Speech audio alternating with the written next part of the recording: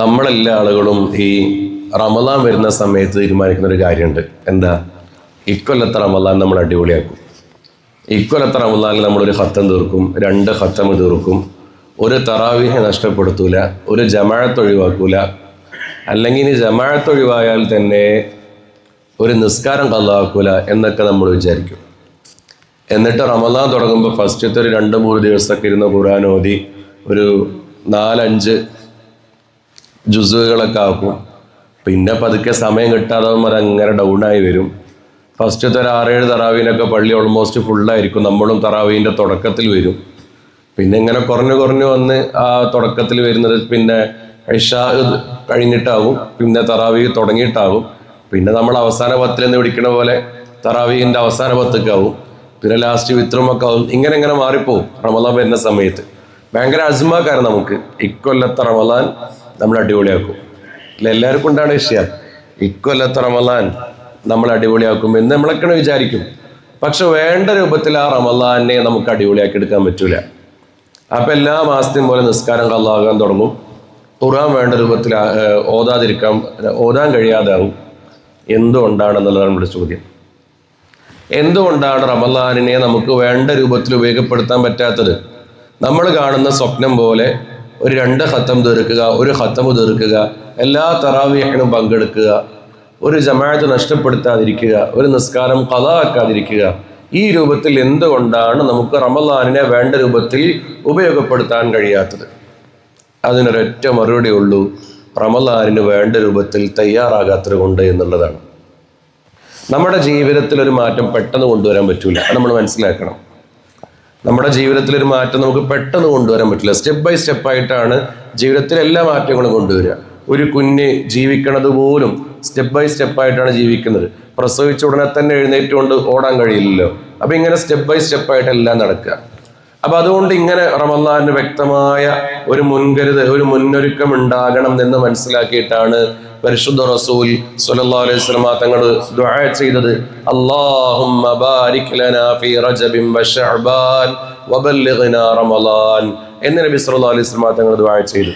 അപ്പൊ റമളാൻ വരുന്നതിന്റെ 2 മാസം മുമ്പ് തന്നെ റജബിൽ തൊട്ട് ശഅബാനിലൊക്കെ നമ്മൾ അല്ലാഹുമ്മ ബാരിക് ലനാ ഫീ റജബിൻ വശഅബാൻ, അല്ലാഹു എനിക്ക് റജബിൽ നീ ബർക്കത്ത് ചെയ്യണേ, എനിക്ക് ശഅബാനിൽ നീ ബർക്കത്ത് ചെയ്യണേ, വബല്ലിഗ്നാ റമളാൻ, റമളാൻ എന്നിലേക്ക് എത്തിച്ചു നൽകണേ എന്ന് ദുആ ചെയ്യാൻ പഠിപ്പിച്ചത്.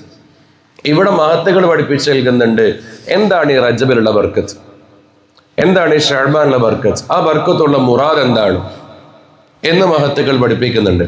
അവിടെ റജബ് കൊണ്ടുള്ള ബർക്കത്ത് എന്ന് പറഞ്ഞാൽ അവൻ്റെ ബാഹ്യമായ ശരീരങ്ങൾ മുഴുവനും റമളാനിലോട്ട് സജ്ജീകരിക്കുക എന്നുള്ളതാണ്. തെറ്റുകളിൽ നിന്നും മാറി നിൽക്കുക. ഹറാമുമായി ബന്ധപ്പെടുന്നുണ്ടെങ്കിൽ കംപ്ലീറ്റ് ആയിട്ട് ഹറാമിൽ നിന്നും മാറി നിൽക്കുക. നിസ്കാരങ്ങൾ ഖളാ ഉണ്ടെങ്കിൽ ആ ഖളാ ആയ നിസ്കാരങ്ങൾ വീട്ടുക. നോമ്പ് ഖളാ ഉണ്ടെങ്കിൽ ആ നോമ്പുകൾ വീട്ടി തുടങ്ങുക. അങ്ങനെ റജബ് കൊണ്ട് നമ്മുടെ ബദൻ, നമ്മുടെ ശരീരം അത് കംപ്ലീറ്റ് ആയിട്ട് നമ്മളിങ്ങനെ ഉരുക്കിയെടുക്കണം, റമദാനോട് തയ്യാറാക്കിയെടുക്കണം. എന്നിട്ട് പിന്നെ ശഅബാൻ വരും. ശഅബാൻ വരുന്ന സമയത്ത് നമ്മളിന് നമ്മുടെ മനസ്സ് ക്ലിയർ ആക്കിയെടുക്കണം. കിബറില്ലാതെ, ഉജ്ബില്ലാതെ, ഒരു പ്രശ്നമില്ലാതെ ഇസ്തിഗ്ഫാറുകളും മറ്റൊക്കെ നന്നായി അധികരിപ്പിച്ച് റജബും ശഅബാനോടുകൂടെ റമളാനിലോട്ട് നമ്മുടെ ശരീരത്തെയും നമ്മുടെ മനസ്സിനെയും നമ്മൾ ക്രമീകരിച്ചെടുത്താൽ വബല്ലിഗ്നാ റമളാൻ, എന്നിട്ട് റമളാൻ നമ്മിലേക്ക് എത്തിക്കഴിഞ്ഞാൽ റമളാനിന്റെ മധുരം നമുക്ക് മനസ്സിലാവും. അപ്പൊ റജബിനെയും ശഅബാനിനെയും വേണ്ട രൂപത്തിൽ ഉപയോഗപ്പെടുത്താത്തൊരു മനുഷ്യന് റമളാനിന്റെ മധുരം ശരിക്കും കിട്ടൂല. അതുകൊണ്ടാണ് പലപ്പോഴും നമ്മുടെ റമളാനിലെ തുടക്കത്തിലുള്ള ഒരു ആവേശം അവസാനത്തിൽ ഇല്ലാതാകുന്നത്. അപ്പൊ ഇനി മുതലുള്ള ദിവസങ്ങളിൽ നമ്മൾ അതിന് ഉപയോഗപ്പെടുത്തണം. റജബും ശഅബാനും ഒക്കെ എൻ്റെ റമളാനിലോട്ടുള്ള മുൻകരുതലാണ്, എൻ്റെ റമളാൻ എനിക്ക് മധുരമുള്ള റമളാനാകണം എന്ന് മനസ്സിലാക്കി അതിനു വേണ്ടി ഉപയോഗപ്പെടുത്തുക. അങ്ങനെ ഉപയോഗപ്പെടുത്തിയാൽ റമളാൻ മാസം വരുമ്പോൾ അതിന് നല്ല മധുരം ഉണ്ടാകും.